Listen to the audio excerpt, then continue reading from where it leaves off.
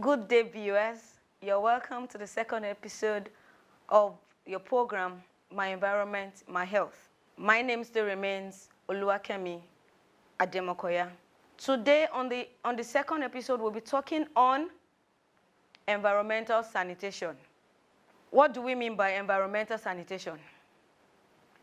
Environmental sanitation is simply defined as the control of all the factors in man's physical environment which exercise or may exercise a deleterious effect to or on his physical, mental, and social well-being.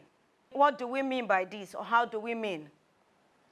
Those things in our environment that could cause hazard. They are hazardous to our health in our environment. We are talking of how to get rid of them to have a healthy living. How do we have input in our environment?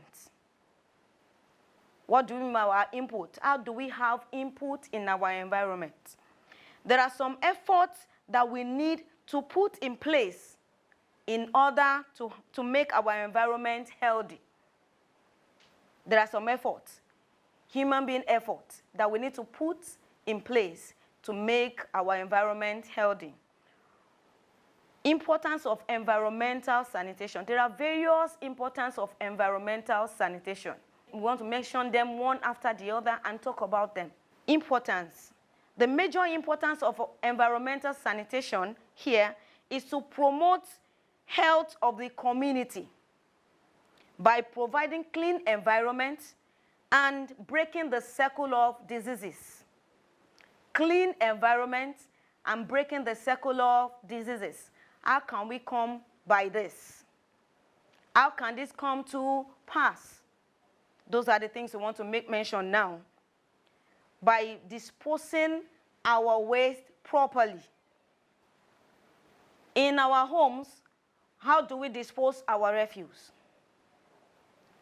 Is it with just ordinary baskets, or we have a tight-fitted trash bin, which is very, very important.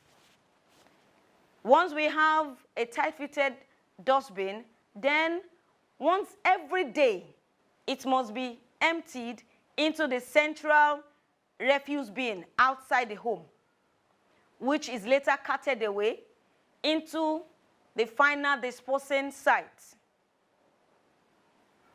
The second one we'll be talking about is cutting down of overgrown weeds in and around our premises. Cutting down of overgrown weeds in and around all our premises. Overgrown weeds could harbor vermin, it could harbor reptiles. We should know that if you don't get rid of them, these reptiles, like snakes, rodents, could easily have access into our homes, and they are dangerous to our health. So they must be gotten rid of. The next one we want to talk about is avoid water-retaining receptacles. Anything that retains water, that makes water to be stagnant. Whether a bucket filled of water, whether your drainage filled up of water, that is not free-flowing, that can retain water, that can make breeding of mosquito to be rampant. We should avoid all those things that could recept water. The next one is we should have a free flow of water in all our drainages. We should make sure that our drainages are not blocked for anything. They should have a free flow of water. Nothing should block our drainages. Once we have a free flow of water, then we can live in an environment that is healthy. There will not be breeding of mosquito on the surface of water. And wherever we have such, they should be cleared. Our drainages should be made free for water to flow. The next one we want to say is filled up septic tanks. That is most rampant in our environment here. Filled up septic tanks, where we have zipping of effluent from the septic tank into the environment, which will cause cholera, it will cause dysentery. So many things that we see in our environment here, people are supposed to go to the right channel, which is the department that is in charge of evacuating our septic tanks when it is filled up. And the right channel we talk about is Environmental Health Unit. Don't hesitate to go there once your septic tank is filled up. Also, we have what we call accumulation of loads in our premises, in our household. What does this one do to us in our homes? It accommodates rodents, it can accommodate cockroaches, and lots more.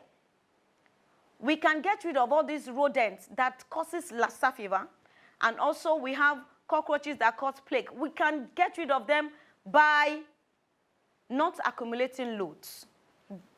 Arrange your loads properly on dunages. Make sure they are well arranged, that we can see underneath and nothing could penetrate or hide anywhere. Once rodents or reptiles or cockroaches don't have a hiding place, then we are living healthy. Once a rodent is in your home, you should know that you are at risk. Your life, the life of your children is at risk, because you will not know when they will penetrate into your rice, into your gari. It might be their urine. It might be their droppings. You will not know when they have done that. And at the end of the day, you take your gari and soak. From there, so many people have contacted Lassa fever. But to avoid this, please and please, let's get rid of accumulation of loads. Concluding by this, we really need longevity of life. We need longevity of life, and by so doing, we must take good care of our environment in order to achieve sound health. We must take good care of our environment in order to achieve sound health. Health of one is health of all. Health of one is health of all. We must be conscious of what we do and how we do it in our environment. Environmental sanitation is key to healthy living. Until I come your way again, I remain my humble self, Sanitarian Oluwakemi Ademokya, Sanita Sanitatis, Omnia Sanitas. Thank you.